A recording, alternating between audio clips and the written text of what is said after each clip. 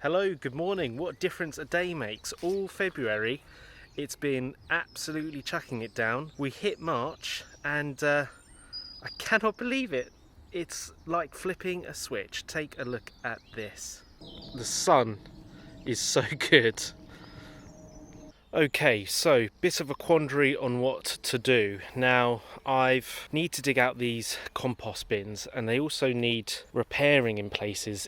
And they've all been pretty full. Now these were put in, I worked out, I built these in 2018 and I got hold of these pallets here, but you know, I don't know what to do. I don't know how to best tackle it really, because I need to, all of this compost, I need to put it somewhere. I'm going to dig out what I can, but what I can see me having to do is move them forward somehow. But the problem I face is if I move them if I move them forward, the path will be too narrow for the lawnmower. I've got other pallets at the other end of the plot, and my original plan was to just screw in the pallets along the side because they're not that thick, and that was my original plan.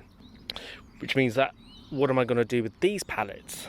I could make a table, I could make something with them for sure. They won't go to waste. But what to do, how to tackle this is a bit of a quandary. But I think the first thing I need to do is dig it out, see what I'm dealing with, see what space I'm dealing with, and go from there. For now, I think I'll just move these pallets out of the way, stack them up somewhere, just to give me a bit more room. So that's the first thing I need to do. This stuff here isn't rotted down, but this stuff is. So I've got to build part of it, move that stuff, empty that onto the beds, and then continue building. And that's my plan. Okay, so I've dug out the old compost bins. What I've done is I've given the rhubarb a top dressing, which will hopefully kill the weeds underneath it, fingers crossed. And I've also given the raspberries a top dressing, which again I'm hoping will kill all of that couch grass underneath. It's quite a thick layer. It's probably about a foot's worth. So I'm really hoping that the lack of light kills all of the weeds underneath. But we will see. As I say, I'm keeping my fingers crossed. Raspberries are quite resilient, so they should be up to the task of withstanding that. They might even enjoy the extra nutrients. And hopefully that's two jobs in one really, because now I don't have to weed these two beds. I'm going no dig, guys. I'm taking a no dig approach. I've put cardboard around the edges of this bed here, and I've put the compost on top. And it's absolutely gorgeous compost, and I can't wait to get the other beds to a no dig sort of state, but we'll see how much compost we've got going round. I'm sure there'll be enough for these two here, but let's see, we'll see. And then I'll get back to composting. Hopefully if the weather's decent, I'll be able to cut the grass by the end of the week, bringing me all up to speed with everything. Fingers crossed, eh?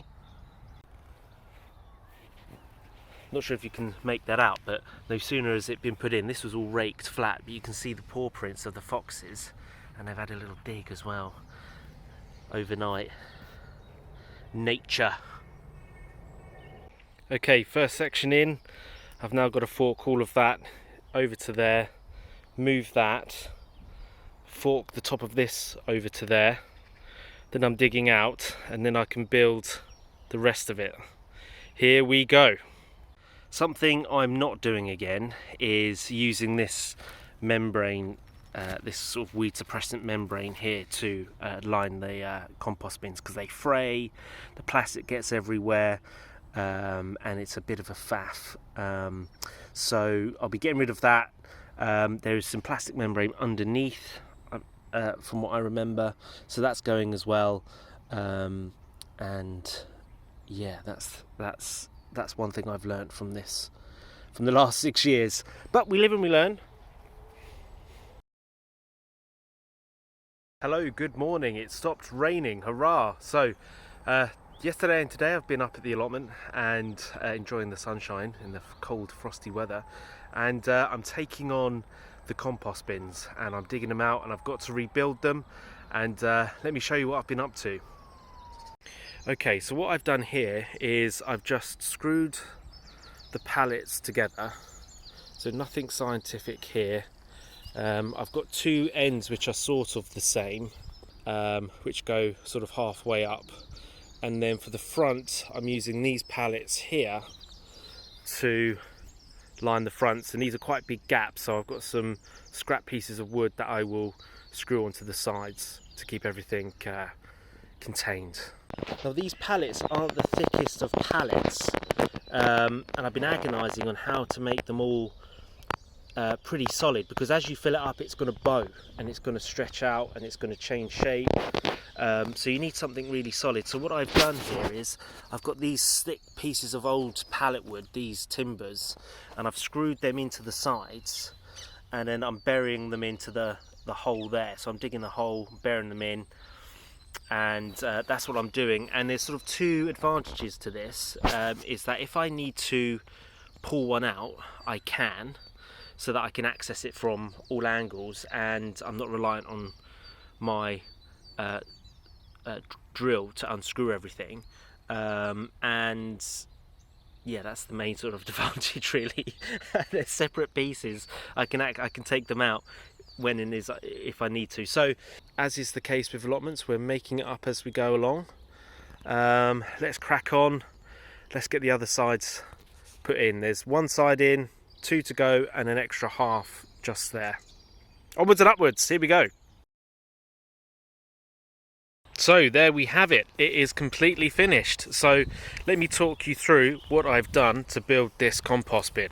As you probably noticed throughout this video, there's been no time lapse and funky music to show how things are going, and that's because I ran out of storage for filming, but I'll leave that all to your imagination. So what I did was I had these decking boards and I cut all of these to roughly the same size, and I left these gaps that you're seeing here so that air can get into the actual compost bin.